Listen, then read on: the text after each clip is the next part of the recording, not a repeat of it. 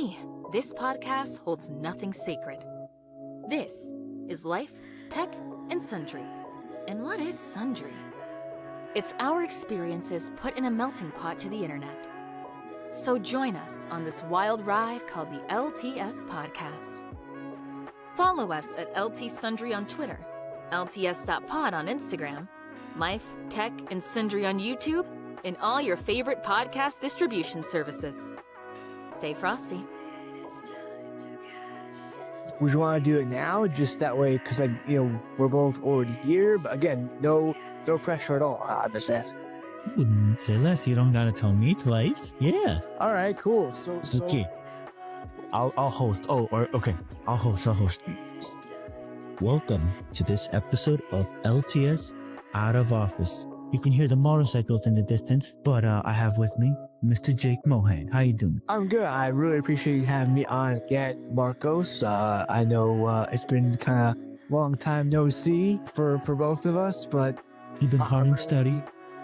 yeah, I've been hard at hitting the books, and I know you've been hard at work and all that. I'm really honored to be back on LTS yet again. I know I did send you a text a while ago, but I do appreciate that shout out that you gave me. I guessed LTS podcast episode. I felt inspired to do it. Think, you know what? This is from the heart, and to everyone out there.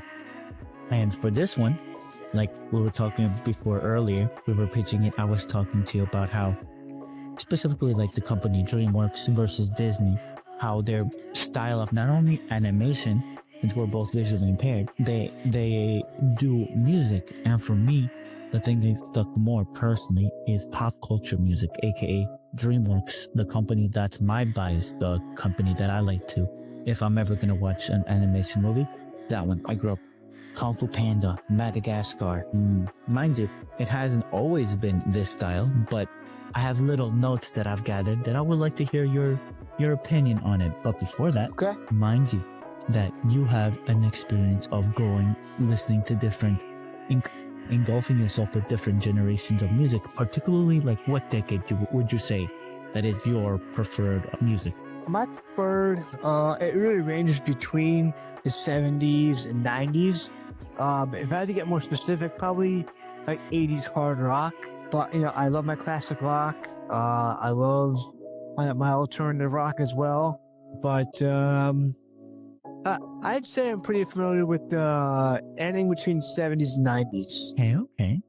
For me, for example, the one, obviously, like you were saying earlier before the recording, music that influences you the most is the one that you're being with your parents, with your family members that they're, sharing with you. For me, it was early 2000s.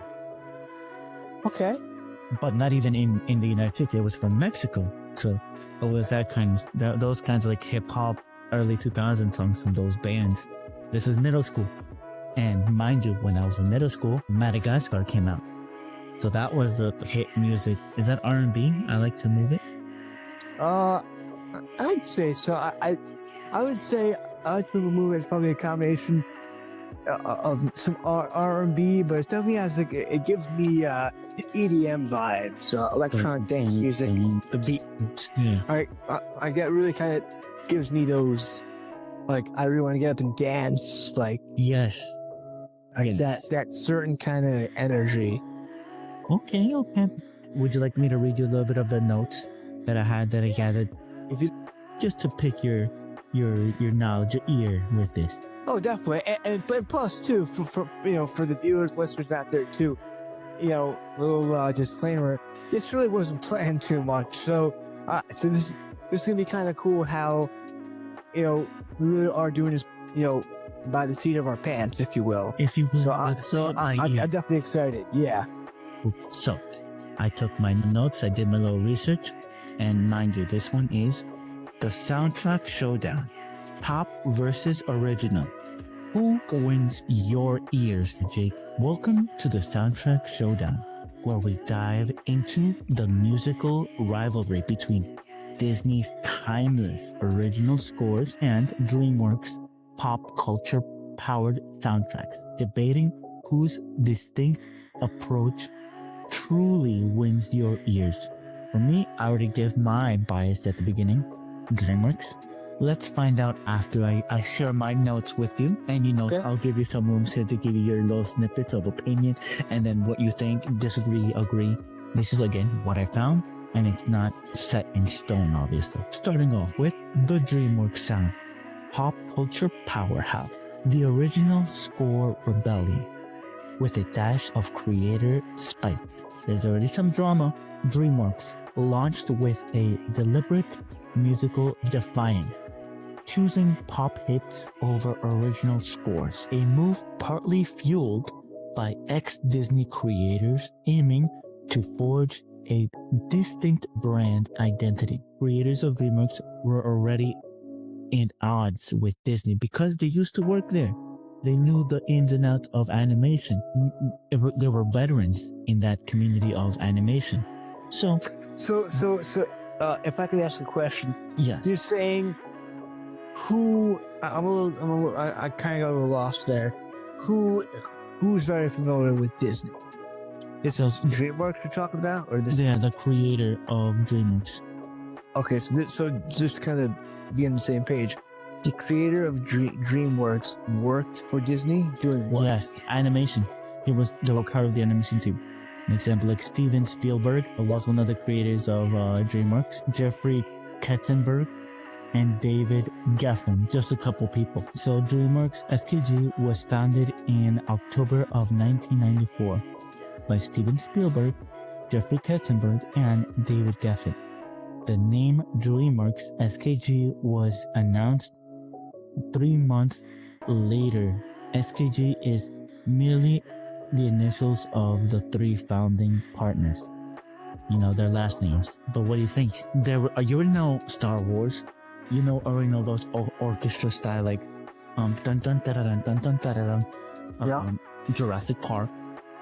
Mind you, Steven Spielberg already does and has had his own studios for making his own things.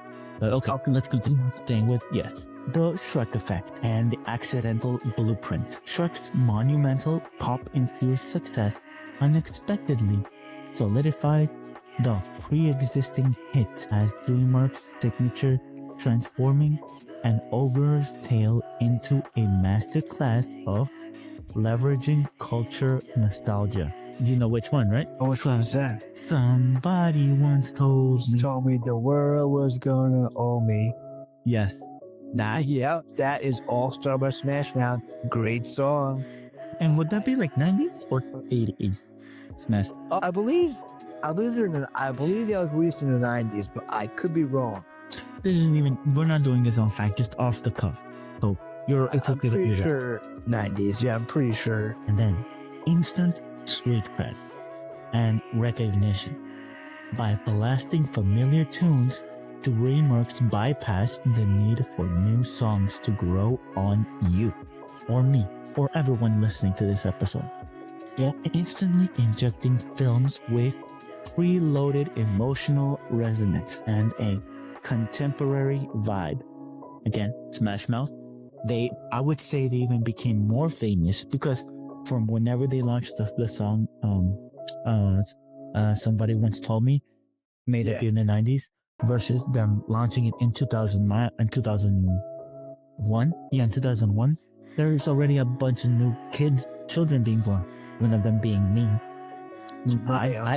I never heard it on the radio because it's probably not part of my interest group at that age. In the early 90s, I was a baby. But by 2001, I was in maybe going to start middle school or going to get into middle school. There's an animation going on. I could probably watch it. So it preloaded me, if you will. It gave me a bias to like that band because I like the animation, if you will. Yeah, I get that. I think it kind of goes back to, what you grow up on and kind of what you eventually like. Like, like you said, as you get older, you gravitate towards things that you like. So, you like animation? Okay. And then with animation, you kind of get a whole variety of music, new music to your ears. As a kid, you have a blank canvas, so you're impressionable. That's prime time to become fans of anything. A modern example that you gave me like without thinking was Running Up the Hill with Stranger Things. Yeah. Like that's a modern example of that. And it wasn't that it was like Smash Mouth. No, it was like an 80s band, right? Something Bush? It was a solo artist, I believe, Kate Bush. I don't know much about her other than that song. That's how Stranger Things did its thing, though. Right. So, emotional cheat codes. These aren't just background tracks. They're precise emotional shortcuts using known songs to instantly convey humor or drama, letting the visuals deliver the punchline. So whoever was the director on the animations knew what they were doing. The soundtrack was, if I would say, greater than the visuals because they wanted to be the punchy joke at the end of the song. Like somebody once told me, like there's a scene of him saying eh, or like it's a fairy tale, and then the song kicks in and giving you a vibe of what they're trying to get of the animation. So DreamWorks is led mainly by the song, then the visuals. Let that sink into everyone listening to this. An accidental meme manufacturing. DreamWorks inadvertently pioneered viral culture. Integration where iconic pop songs became inextricably linked to their films, cementing their place in pop culture.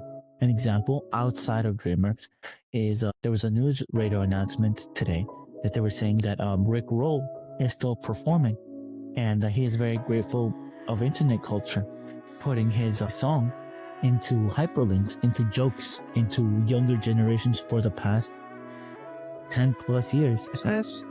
Rick Roll's never gonna let you down, never gonna give you up, never gonna like that song. Kind of rings a bell, but I honestly... 80 song. It's okay. Okay. Yeah, it's okay. The for over 10 years, that song was seen as a joke. Like, oh, I sent you a text message that you gotta click to open the homework. And you click it, and it's just a YouTube video. Oh, never gonna give you up. Never, man, like literally, that was a joke. He's very happy because younger generations linked it to I'm gonna get pranked. I'm gonna get Rick rolled. It became a verb in the English dictionary. What better marketing than that? There you go. And then, and only then, the double-edged sword of quote-unquote cool. While current hits made DreamWorks films feel fresh and relatable, this strategy carries the risk of quickly dating the films as musical trends inevitably fade. I beg to differ because I feel like if they have some words with Taylor Swift, I feel like DreamWorks would win even more. Would you agree or disagree on that one? Honestly, I'm not sure on that one. To be determined, right? TBD. Yeah, TBD, right? Okay. And now from DreamWorks to the Disney sound, original magic, mouse magic, the musical Broadway industrial complex. Try to say that 5 times. Yeah, 5 times fast. Disney meticulously, with a fine-tooth comb, crafts original scores and songs, designing every note to weave into the narrative, sculpt characters, and evoke a timeless, magical feeling that scores your very childhood. I'm guilty of that. For me, it was Lion King. The circle of life, man. The circle of all these squares make the circle. Right. So basically what I think getting at is Disney has found a way right. So Disney has basically found a way for the song to kind of paint a picture of what's happening. Is that where you getting at? Might as well have a lab. Say, okay, this is the song that's gonna go with this one. It doesn't exist. We're gonna make it we'll do it live. No. We're gonna do it right there. Right. It's gonna be versus, oh, Smash Mouth. Hey, this is DreamWorks. Can we pay you commission fees, or what's the word? Rights to be in our song. In our royalties. Actually, yeah, royalties, yes. Versus on this one, in Disney, they're gonna hire a song composer and they're gonna give them notes to compose for the movie or TV show. Okay, Disney's original songs are integral to their films.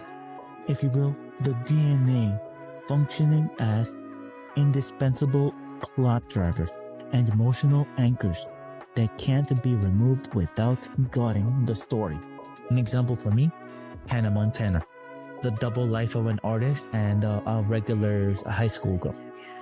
Literally all the songs. Obviously, she was the female singer. Miley Cyrus was already kind of famous. I would say because of her father, but I could be wrong. They were able to set up a deal. She would create her songs and then she would mix it into the TV show. An example, everyone makes mistakes. That was a part of the TV show, but it was something that they curated for the TV show exclusively. And then, because of her role in the movie, because the kids are watching the movie and they're hearing the songs, and the parents probably look her up, and then just like that, that's how you're getting popularity by your album sales and on TV show, concert, on concerts, yes, right. It kind of gets the ball rolling. But it was like from 5 different areas: TV show, concerts, lunchboxes, T-shirts everywhere, like Hannah Montana. Yeah, the Disney effect, if you will. Emotion on demand and on cue. These aren't mere melodies. They're precision engineered emotional catalysts designed to elicit specific feelings from longing to grandeur, proving Disney's mastery at pulling heartstrings. Again, I'm talking with TV shows, but DreamWorks had everything. We have Spotify. What kind of vibe are we looking for? Versus Disney. Okay, we're gonna hire this composer, and this is gonna be the face of the song. Aladdin, right? I will show you the world. That kind of song. Okay. The quote unquote I want song blueprint. Disney perfected the quote unquote I want song.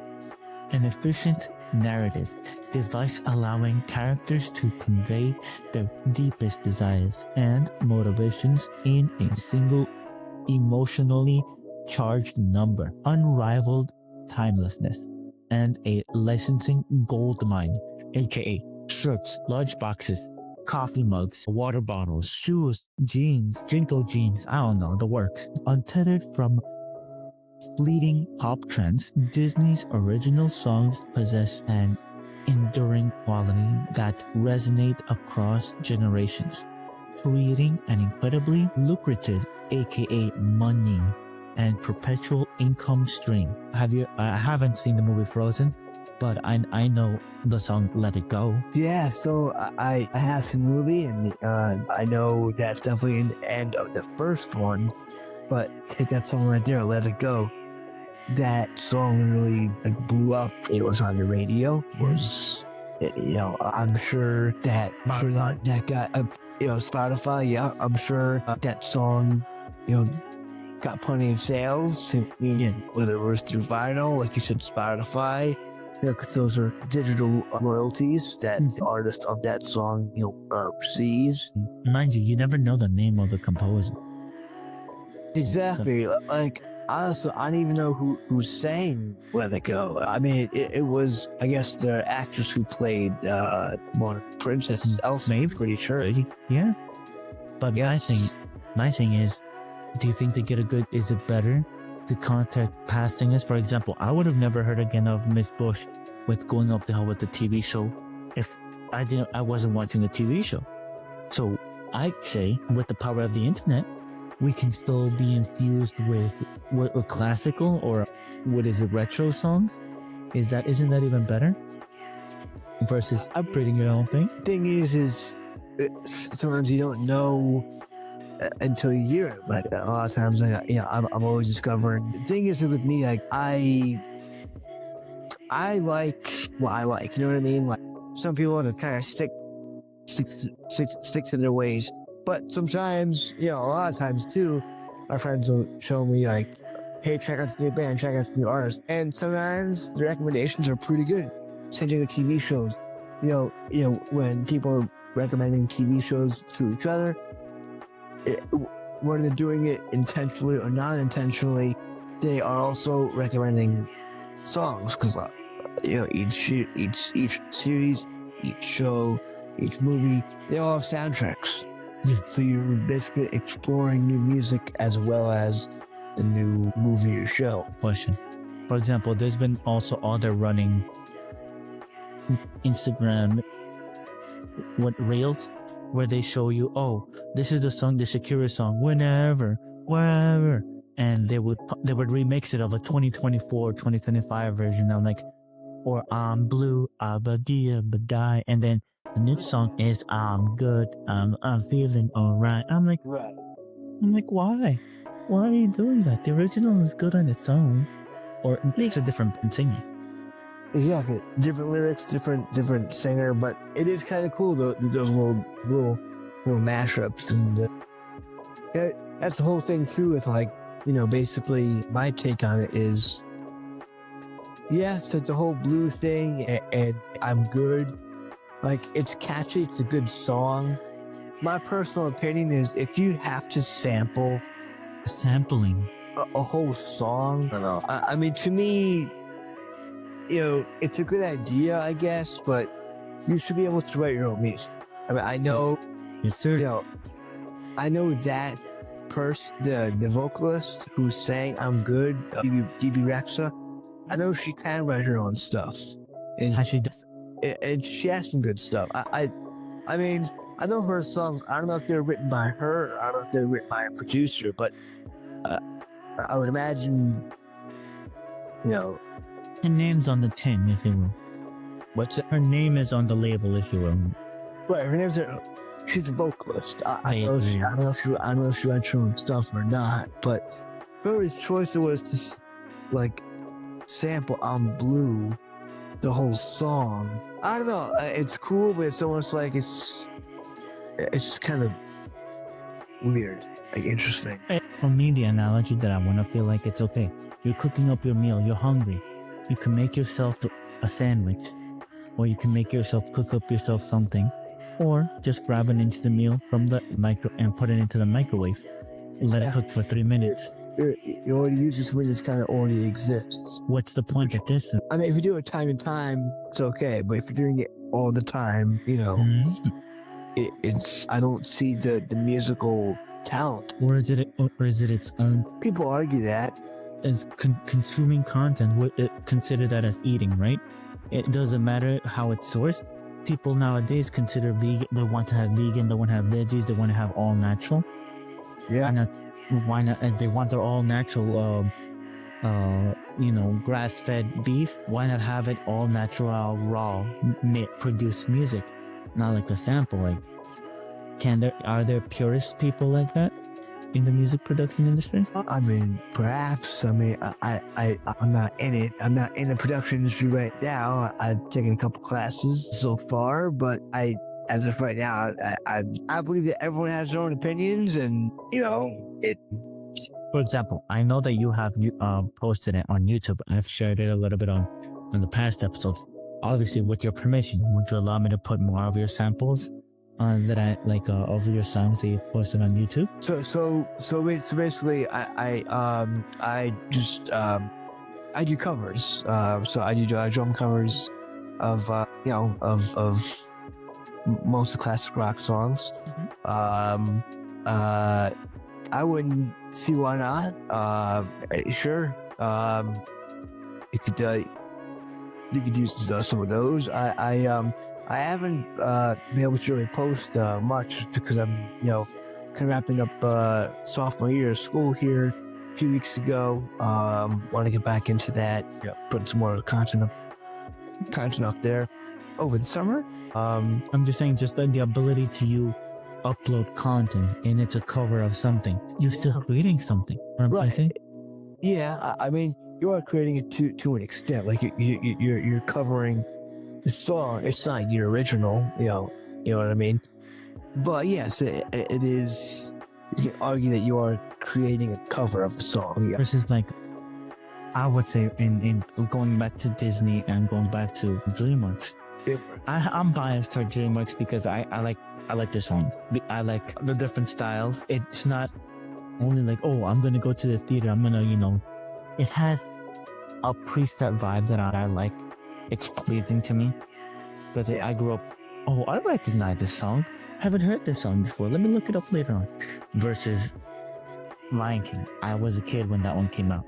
Mind you, it's not bad, but it's not like I'm going to be listening to it on the radio, like on WFAN or whatever, you know. For this one, I would say my top songs, picks that I've stumbled upon that even though I haven't seen the movies for some of them, but I still want to share them with you. The unofficial soundtrack battle royale started with DreamWorks picks. The pop culture power play, obviously All Star by Smash Mouth. Yup.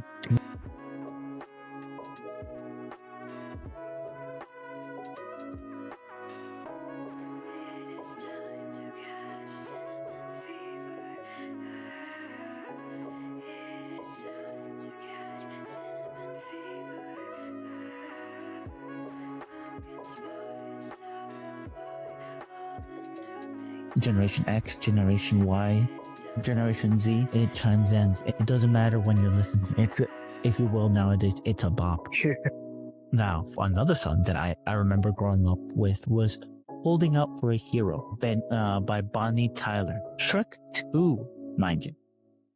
A masterclass in recontextualizing these power ballads.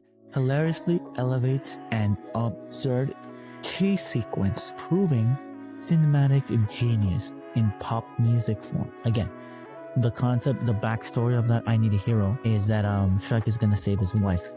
So he needs to step up and be the hero for him. Yeah. And then, third, but not least, I'm a Believer by the Monkees, covered by Smash Mouth in the movie, the first movie Shrek. So this perfectly placed catchy classic provides the ultimate feel-good finale, cementing Shrek's twisted happily ever after with undeniable charm. I'm a believer, I'm a believer. I like it. Oh yeah, that's one of my favorites actually too. Yeah. Just to confirm, is that also Smash Mouth? Yeah. It was the Monkees, okay. But see, that's the thing, is that because Smash Mouth is popular from Shrek 1, the general public probably knows the Smash Mouth cover more of... So you think it influenced pop culture?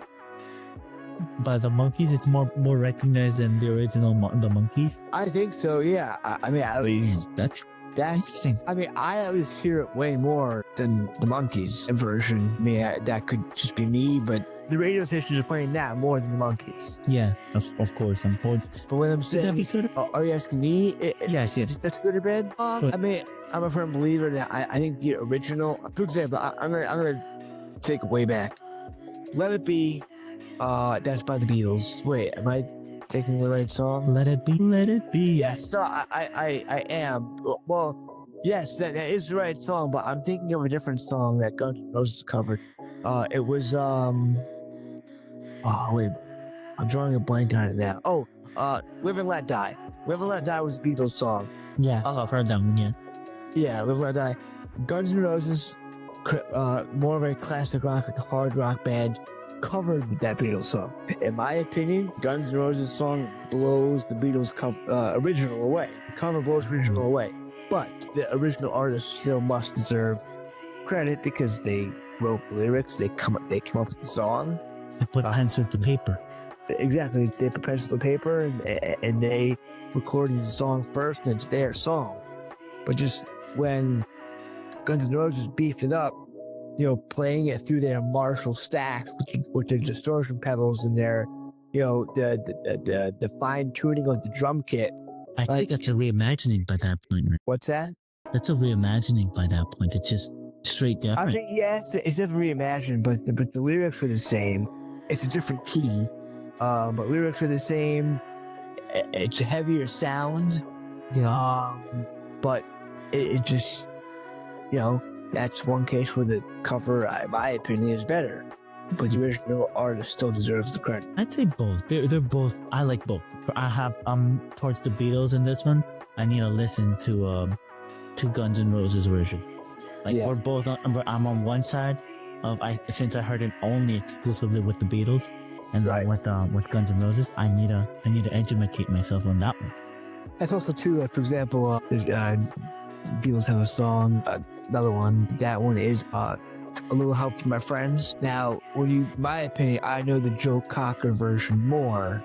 He released a song. He released a version of A Little Help From My Friends after the Beatles, and that one it is a very, very good cover as well. It just sounds. It's more sing-along-ish, if that's even a word.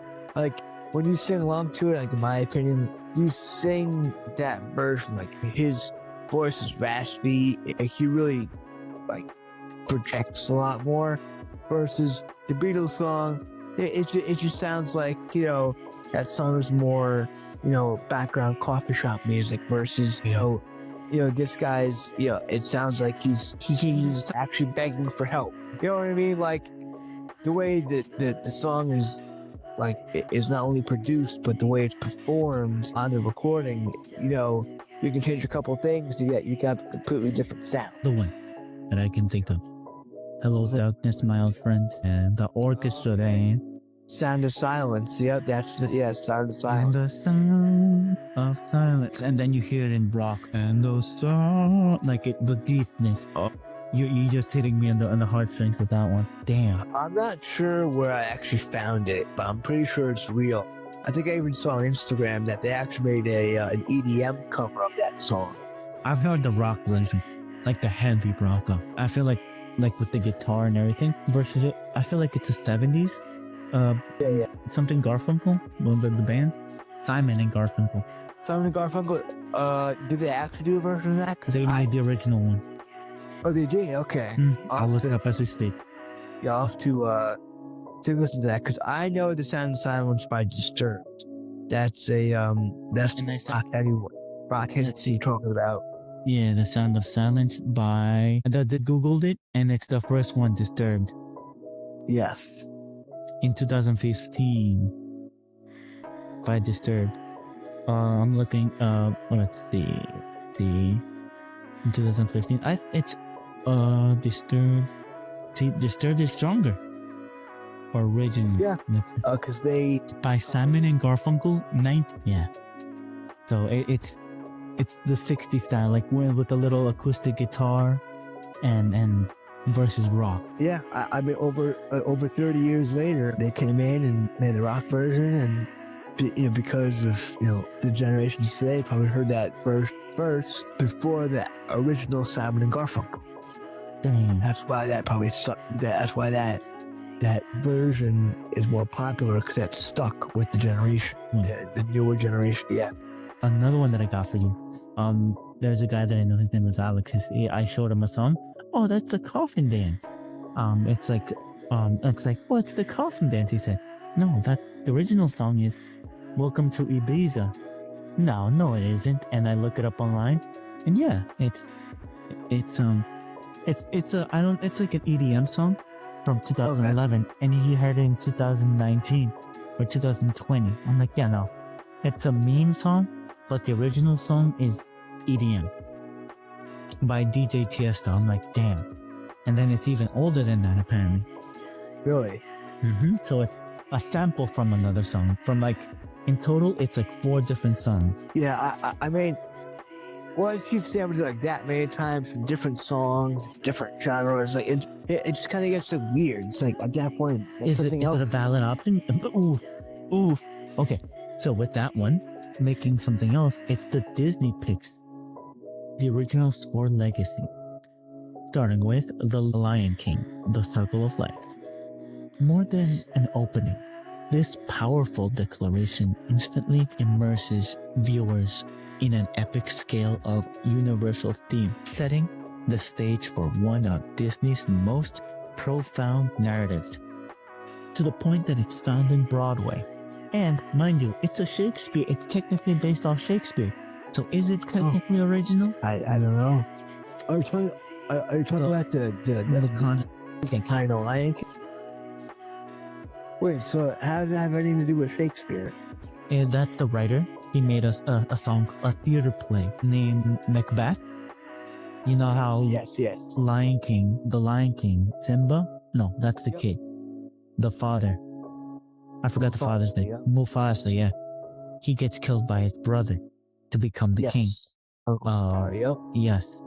So it turns out that that entire premise is Macbeth. His father gets killed by his uncle. Okay. I know I read the book in high school, but at that point, that was a good 3-4 years ago for me. English is weird, man. Yeah. It might as well be modern meme language. I don't know, man. So, Language is a weird thing. yeah. Okay, so sliding into number 2, Part of Your World by The Little Mermaid. I don't know if you know that one again. I think it's an original, the concept of The Little Mermaid, I'm sure I've heard it. Yeah. but it's basically the quintessential I Want song. It vulnerably captures Ariel's yearning, want, making her relatable and serving as the emotional core for why audiences champion her journey, aka her wanting to be human. But Yeah, I know, when I was younger, I'm sure I've, listened to it or, I know that there's I was younger. a lot to it, but I also forgot about it, man. I couldn't even tell you the whole story of The Little Mermaid. It's like a 90s. I don't know the composer or I don't know the composer, but I know that's where the song. That's where I first heard the song "Under the Sea." Under the Sea? Yeah, I'm pretty sure that's what it's called. Under the Sea. Where the Under the Sea. Something like that. Original motion picture soundtrack is soundtrack 1989. It contains songs from the film written by Alan Menken and Howard Ashman. Damn. These guys were really on their top of the game if you remember these artists, man. You don't even remember the whole story and you still know Under the Sea. I'm pretty sure that's the title of the song. I mean, that's the main chorus line. I really had to brush up on my Disney stuff. Last Disney movie I think I probably saw was either Lion King or Frozen. Talking about that, this is number 3 on my list that I put of one of the most popular songs called Let It Go. Yeah. A global phenomenon. This empowering anthem showcasing Disney's continued ability to craft original, emotionally resonant songs that transcend the film, dominating both pop culture and playgrounds. Let it go, let it Playgrounds, definitely interesting. As a I kid, thought probably a bunch of elementary school kids, singing that on the playground. I mean, cool. It it kind of caught me off guard. Like it kind of sounded funny, but it just did. Dominating playgrounds. That's a new. Wait, which approach is better? Is stronger or best in your opinion? The studio musical approach, or ultimately, which wins for you? Pop culture music songs or studio musicals? I think it depends on the song. I mean, I'm not. It's a case by. Yeah. I mean, I probably gravitate more towards pop culture stuff because music. I mean, the thing about musicals is they sound good, they do, but I'm not too big into them. So I would probably be more biased to the more pop culture stuff. Hey, I know them. You know them. Even if I didn't know them, I will know them because they thought about how the animation can fit with the song. If I like the animation, I could probably look into the song more.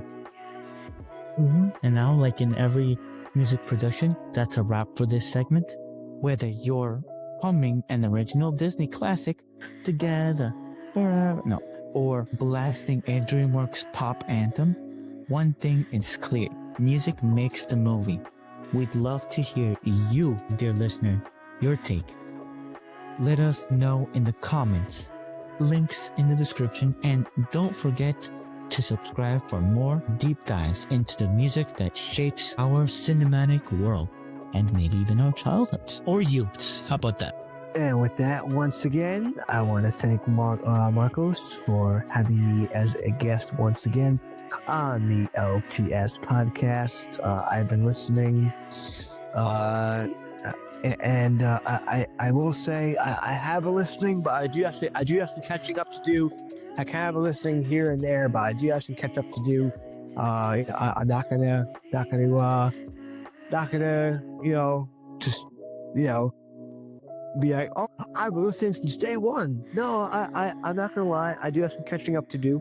So honesty is way much more appreciated, man. Yes, no, definitely. I do.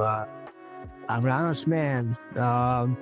But listen, thanks for having me on again, and we definitely should do something again like this soon. Yeah, I know that you're over there practicing. Keep practicing your art, even if it's covers or it's original. Just keep practicing. Oh, I will. No, me and some guys, we were writing some riffs. Boy, Yesterday, me and the boys were writing some riffs. Gonna try and get a new band together, and we're gonna hope to maybe find a couple gigs. So if you know anybody, any venues that you know of, maybe could use a band. Whether it's you, Marcos, or any listeners who are in the New York area, Westchester County area. If you guys know any venues or anybody that could use any kind of just live entertainment, let me know.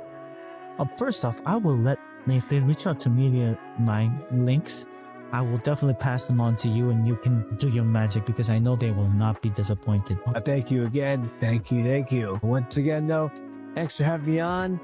This is definitely a very interesting segment about movies and soundtracks. I'm totally blind, so for me, it's all about the dialogue and the soundtrack, especially. Same thing over here. It's the beats that show. Even though we can't see or can't see them well, I know that the song is still gonna infect us in one way or another in a positive way, in a constructive way, to create our own, or to even make a cover of it, or to hum it out to the world. That, dear listeners. Wash your hands, comb your hair, stay clean, eat healthy, eat well, and wash your hands again. And get sleep. Yes, and get sleep, of course. Get sleep. That's my advice. Always get sleep. Always shut yourself off. Like don't. I know a lot of times, especially college kids, they like their all-nighter. Night owls? Oh, night owls. But I know a big thing is that kids will try and stay up literally all night to get studying done. Don't procrastinate by that point. Yeah, the thing is, I procrastinate, but never that bad where I'm cramming the night before and staying up all night. You have to remember that. Yes, you are in college for your studies, but you have to take care of yourself first. So get sleep. Some words of wisdom from Jake over here. Thank you. Stay frosty.